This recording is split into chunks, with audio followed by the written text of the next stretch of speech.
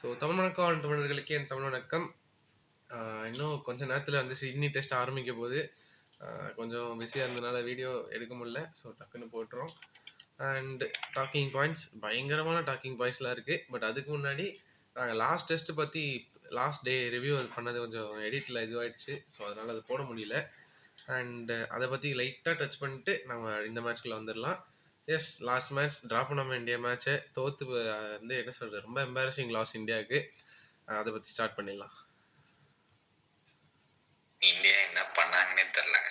லிட்டரலா நம்ம ஒண்ணு நினைச்சா அது ஒண்ணு நடக்குதுங்கிற மாதிரி அவங்க பாட்டுக்கு ஒரு கேம் பிளான் ஆடிட்டு இருந்தாங்க. பட் அதையுமே அவங்க சக்சஸ்ஃபுல்லா எக்ஸிக்யூட் பண்ணலங்கிறத சொல்லி ஆகும். ஆரம்பத்திலேயே அது வந்து ஒரு வென்க்கு போக வேண்டிய மேட்ச் தான். அவங்க யார் அப்படி பண்ணாங்கன்றது கூட தெரியல. சரி டிராக் ஆடுறாங்கன்னு பார்த்தா கடைசியில டிராக் ஆடலான்னு பார்த்தா அப்படி ஆட மாட்டாங்க. அந்த இடத்துல ஒரு T20 கேம் மாதிரி புஷ் பண்ண ட்ரை பண்றாங்க.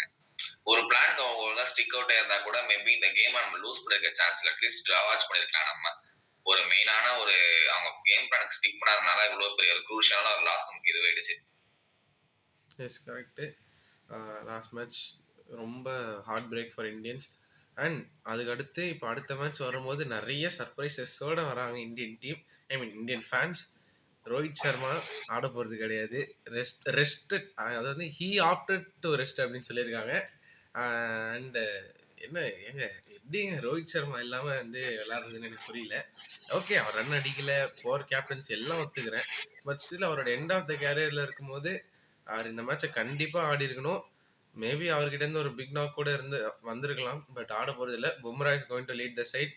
ஸோ ஆல்ரெடி பர்த்தில் பும்ரா கேப்டன் பண்ணி ஜெயிச்சு கொடுத்தாரு.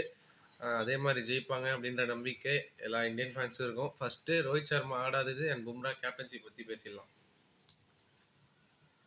ரோஹித் சர்மா ஆடாதது வந்து எனக்கு கால இருக்க சர்ப்ரைசிங்கா இல்ல.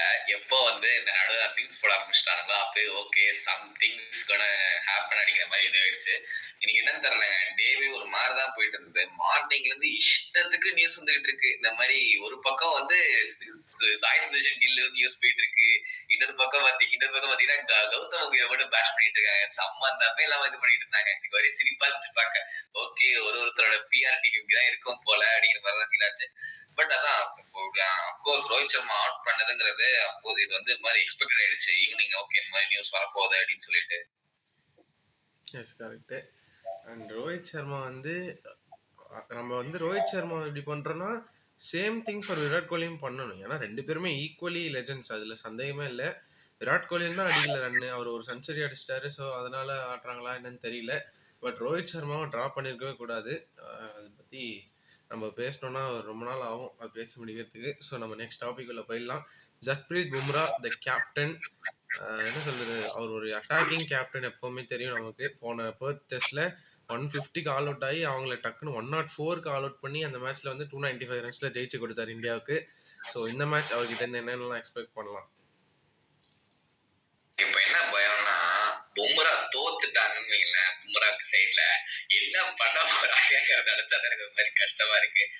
அதான் உடனே என்னடா இவனும் இது பண்ண மாட்டான், இப்போ ரோஹித்தை பேட்ச் பண்ண மாதிரி அவ்வளவுதான் போட்டு இப்போ ஒரு ஐடியா கௌதம் பேட்ச் பண்றாங்க. மெயினா பும்ரா கூட பேட்ச் பண்றாங்க. கௌதம் ஆல்ரெடி பண்ண ஆரம்பிச்சுட்டாங்க. என்ன பண்றதுன்னு தெரியல. ரோஹித் சர்மாவோட விஷயம் வந்து அவரை ஓகே ஆஃப் பண்ணாது. ஓகே அவரே ஆஃப் பண்ணி ரெஸ்ட் எடுத்துதான் சரி. அதான் விராட் கோலிக்கு ஏன் பண்ணல அப்படிங்கறது எனக்கு ஃபீல் ஆகிட்டே இருந்துச்சு. மேபி அவர் செஞ்சுரி அடிச்சிட்டாருங்கிறதுனால இது பட் அது ஒன் கேம் வச்சாலும் இது டிசைட் பண்ண முடியாது. சரி, அந்த ஒன் கேம் ஒழுங்கா ஆடினாரு, அதுக்கப்புறம் அதே கன்சிஸ்டன்டா அதே மாதிரி ஃபெயிலியர்ஸ் தானே அப்படிங்கிற பட்சத்துல ஏன் அந்த மாதிரி பண்ணாங்க அப்படிங்கிற மாதிரி தான் எனக்கு ஃபீல் ஆகுது. இதுக்கு வந்து இப்போ இந்த சைடு எடுத்தது மொத்தமா கொலாப்ஸ் ஆக சான்ஸ் இருக்கு, இல்ல ஸ்ட்ராங்கா நிக்கவும் சான்ஸ் இருக்கு. எய்தர் திஸ் ஆர் தட் தான். நடுல வாய்ப்பே கிடையாது இந்த சைடு வச்சுக்கிட்டு. பும்ரா கொஞ்சம் எக்ஸ்பீரியன்ஸ் இருக்கு. அவர் ஃபர்ஸ்ட் டைம் லீட் பண்ணும்போது அவருக்கு அந்த இது கிடைச்சிருக்கும், ஐடியா கிடைச்சிருக்கும். கண்டிப்பா அதை யூஸ் பண்ணுவாரு அப்படின்னு சொல்லிட்டு நம்ம நம்புவோம்.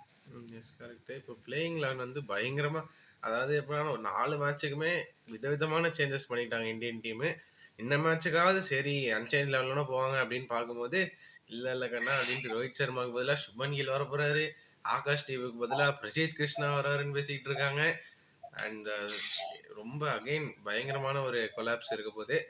ஸோ எனிவேஸ், நல்லா ஆடி ஜெயிச்சாங்கன்னா ஓகே தான், ஒன்றும் பிரச்சனை இல்லை. அண்ட் ஆஸ்திரேலியன் சைடில் கூட பியூ வெப்ஸ்டர் அவங்க வந்து மிச்சல் மார்ஷுக்கு பதிலாக எடுத்திருக்காங்க. அவர் வந்து எப்படின்னா ஆஃப் ஸ்பின்னும் போடுவாராம், ஃபாஸ்ட் பவுலிங் போடுவாராம். இன்ட்ரெஸ்டிங்கா இருக்க போகுது அவர் என்ன பண்ண போறாருன்னு பாக்குறதுக்கு.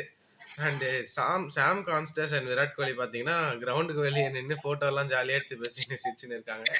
அதெல்லாம் பார்க்கும்போது என்னன்னே புரிய மாட்டேங்குது. ஸோ நம்ம அதுக்கெல்லாம் வருவோம். டைம் இல்லாதனால டக்குன்னு முடிக்க போறோம். அண்ட் தென் இப்போ ப்ரெடிக்ஷன் டைம். எவ்வளோ percentage for Australia and India out of 100?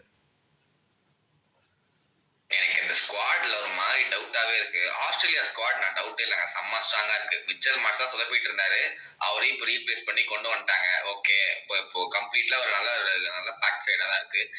India பயமா தான் இருக்கு. என்ன மாத்திரம் எனக்கு பயமா தான் இருக்கு. எதுக்கு பிரசித் கிருஷ்ணா கொண்டு வந்தாங்கிறது எனக்கு இன்னும் புரியவே இல்லை. ஆகாஷ்தீப் சூப்பரா போட்டுட்டு இருந்தாரு, எதுக்கு இப்படி ஒரு சேஞ்ச் பண்ணணும்? இப்போ எப்படி சொல்றது, இது அவரோட கான்பிடன்ஸையும் பிரேக் பண்ணோம், நமக்கும் மாதிரி ஒரு எப்படி சொல்ற ட்ரஸ்ட் ஃபேக்டர் மாதிரி ஆயிடுச்சு. இப்ப என்ன பண்ண போறாங்க அப்படின்னு சொல்லிட்டு தெரியவே இல்லை. ஆனா எனக்கு ஒரு பயம் இருக்கு, இந்தியா சொதப்பிடுவோம்னு சொல்லிட்டு. பட் எனக்கு சின்ன ஒரு ஹோப்பும் இருக்கு, அதே மாதிரி இந்தியா நல்லா பண்ணும் அப்படின்னு சொல்லிட்டு. I go for India this time. Okay, நான் வேற வழியே இல்லை, இந்தியா தான். நான் வந்து இந்த சீரீஸ் ஸ்டார்டிங்ல 4-1 இந்தியா அப்படின்னேன். நீ வந்து 3-2 அட்லீஸ்ட் உனக்கு க்ளோஸ் ஆகாத வந்திருக்கு. ஒரு டெஸ்ட் வந்து வாஷ் அவுட் ஆயிடுச்சு, இல்லைன்னா நீ சொன்ன ரிசல்ட் தான் வந்திருக்கும். ஐ மீன் இன்னும் தெரியல, பட் ஸ்டில் அதான் வந்திருக்கும். ஸோ எனிவேஸ், ஆகாஷ்தீப் வந்து முதுகு வலியா அதனால விளாடலையா அப்படின்னு சொல்லியிருக்காங்க. அது எந்த அளவுக்கு உண்மைன்னு தெரியல. அப்படி தூக்குறதா இருந்தா சிராஜை தூக்கி இருக்கலாமே. ஆகாஷ்தீப் பிரில்லியண்டா போட்டார், அவர் விக்கெட் தான் விழல. ஸோ எஸ், செலெக்ஷன்ல எப்பவுமே கான்ட்ரவர்சி இருந்துட்டு தான் இருக்கு.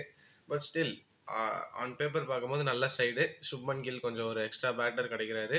சிட்னில மழை எதுவும் 4 டேஸுக்கு வராது, பட் 5th டேல மழை வர வாய்ப்பு இருக்கு அப்படின்னு வேற சொல்லியிருக்காங்க. அண்ட் நம்ம WTC ஹோப்ஸ் வந்து கொஞ்சம் அப்படி அலைவா இருக்கிற மாதிரி இருக்கு. பட் ஸ்டில் ஆஸ்திரேலியாவுக்கு இன்னும் 2 டெஸ்ட் இருக்கு ஸ்ரீலங்கா கூட. அங்க என்ன நடக்குது நம்ம அப்புறமா பார்ப்போம். ஸோ இப்போ எல்லாமே பார்த்தாச்சு, 2 பேருமே இந்தியா வின் அப்படின்னு சொல்லியிருக்கோம். நம்ம டே 1 ஆர் டே 2 எண்ட்ல ஒரு ரிவ்யூ பண்ணலாம். Thanks viewers and thanks பிரஷ்மா.